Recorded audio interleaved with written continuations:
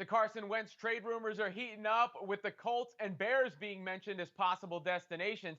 I'm Robin Lundberg here with Bill Enright. And Bill, I have a question. Do you still believe in Carson Wentz? Because here's the thing, he gets talked about like he's a star QB, and we know he had that one great year, but the Eagles, win the Super Bowl without him. They did make the playoffs without him. And then he did have a bad year last year where Mitch Trubisky was more accurate on passes beyond the line of scrimmage. He's been banged up. There's questions in the locker room. I'm not saying he's not salvageable, but I'm not exactly, this have this great confidence that he's still a top QB. Not only does he get talked about like he's a top quarterback, he gets paid like a top quarterback. And he really fell off a cliff in 2020. I mean, the amount of sacks he took, he had 50 sacks, 15 interceptions. The previous 3 seasons, he only had 7.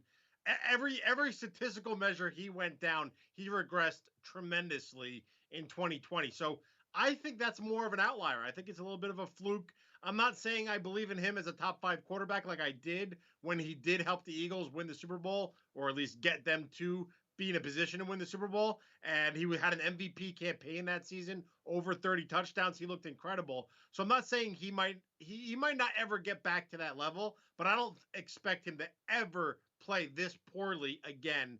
I think the Eagles had a lot of problems this year, starting with the offensive line, starting with the lack of talent at their wide receiver position, and quite honestly, starting with Doug Peterson's inability to change up his offense based on the players and the skills that they brought to the table. So whenever you see a quarterback take 50 sacks, Robin, they're going to get a little shell shocked. They're going to get some happy feet in the pocket, make some bad decisions. And that's what we saw out of Carson Wentz this year. I think it will take a great head coach like a Frank Reich to really right Wentz's ship. Look, it's fair to an extent. Situations have an impact on guys. We've seen Wentz have some escapability, be able to make some plays, extend some plays in the past. But you mentioned the contract. Does it say anything to you that the Eagles are willing to concede that they made a mistake with that contract and move on?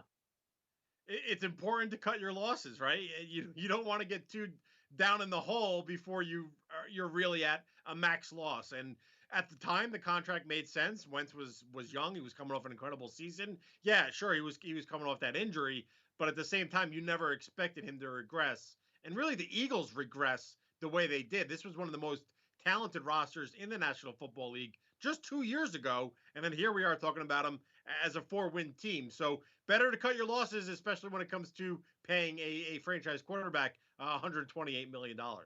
I'm interested to see the trade package that they get back, considering all that.